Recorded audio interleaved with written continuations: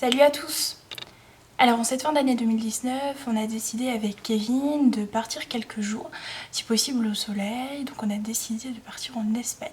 On est parti en fait 6 jours, du 6 au 11 novembre 2019, du côté donc de Barcelone. Au total, on a dépensé pour ce voyage 840 €. Je vais essayer de vous détailler le budget que l'on a dépensé, et comme ça à votre tour vous pourrez vous préparer votre propre voyage. Pour ce road trip, on a décidé de partir avec notre propre voiture. Pour le péage aller-retour Limoges-Barcelone, on en a eu pour 90 €. Et pour l'essence au total, on en a eu pour 120 €. Pour la première nuit, on a décidé de dormir à la frontière espagnole. Donc pour 65 €, on a trouvé un petit Airbnb sympa. Ça suffisait juste pour une petite pause, une petite étape. Puis ensuite, on a dormi à l'hôtel Vinci Beat, donc sur Barcelone directement, pour 295 €. Donc c'était un hôtel 4 étoiles, donc c'est un très bon hôtel. Il est situé dans le quartier San Martí. Il y a une station de métro aussi pas loin, donc c'est assez pratique pour rejoindre les points vraiment assez touristique de Barcelone. Quand même, on a réservé assez tardivement, donc on avait peu de logements en fait restants. On n'a pas du tout été déçus, même si c'était un petit peu excentré du centre de Barcelone. L'hôtel possède un parking sécurisé en souterrain, donc pour 65 €, on a pu laisser la voiture directement là pendant quelques jours. Pour nous déplacer dans Barcelone, on a surtout privilégié nos petites jambes. Le métro nous a bien aidé aussi, puisqu'on l'a utilisé à quelques reprises. Il nous a coûté une trentaine d'euros. Pour la nourriture, on a dépensé 145 €. Alors on a surtout fait des petites courses au fur et à mesure, on n'a fait qu'un seul restaurant sur la totalité de notre voyage. Pour les loisirs, on a seulement dépensé 20 €. Donc ça c'est quand même génial en Espagne, c'est vraiment un petit budget pour voir malgré tout plein de choses. La première journée quand même, elle se résume juste à la route que l'on a faite entre notre lieu de vie qui est Limoges et la frontière espagnole, juste après notre travail. Pour la deuxième journée, on est descendu en voiture sur la Costa Brava pour ensuite du coup atteindre Barcelone. On a fait 2 arrêts, donc le premier c'était à Cadaqués. C'est un petit village très charmant, un petit village de pêcheurs en fait avec des maisons blanches.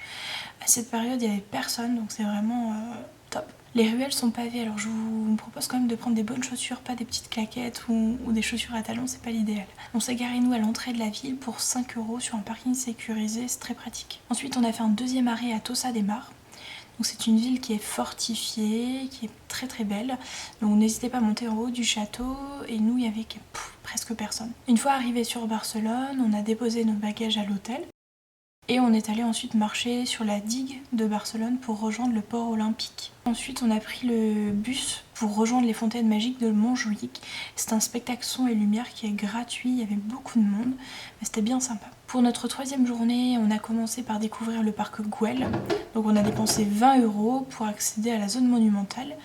Elle est connue pour sa place de la nature avec ses bancs colorés, son escalier aussi avec le dragon. Puis on est passé devant la majestueuse Sagrada Familia. Alors c'est vraiment un bijou d'architecture, mais on a décidé avec Kevin de ne pas aller la visiter à l'intérieur parce que les travaux ne se finiront qu'en 2026, donc ce sera l'occasion pour nous d'y revenir. Ensuite, vous pouvez passer devant la Torre Gloriès, devant la place de Catalunya et vous balader sur les remblais, juste attention aux pickpockets. Pour clôturer la journée, on est allé au marché de la Boqueria.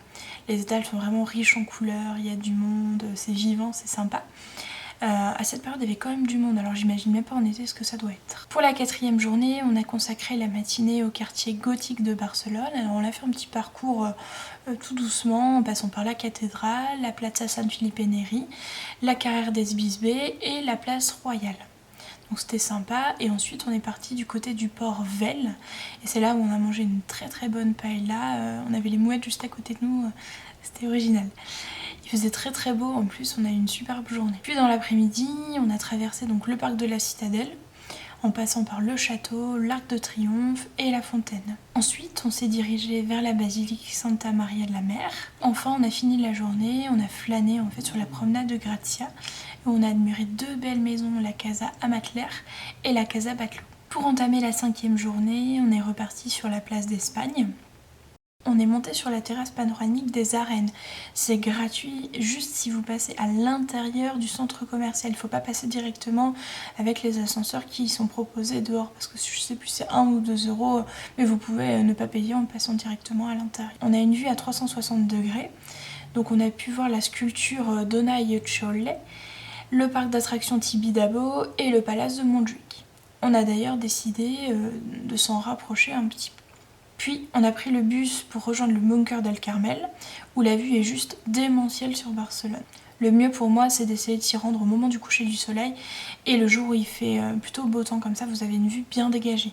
Pour notre dernière journée sur Barcelone, avant de reprendre la route, on a décidé d'aller au centre commercial Diagonal Mar. Donc c'était juste à côté de notre hôtel, et ça nous a permis de faire un petit peu de shopping avant de repartir. Pour résumer, donc Barcelone, c'est vraiment une superbe destination à petit prix pour un week-end prolongé. Et pour tout savoir sur notre aventure à Barcelone, on a fait 2 vlogs un peu plus détaillés, je vous invite à aller les voir.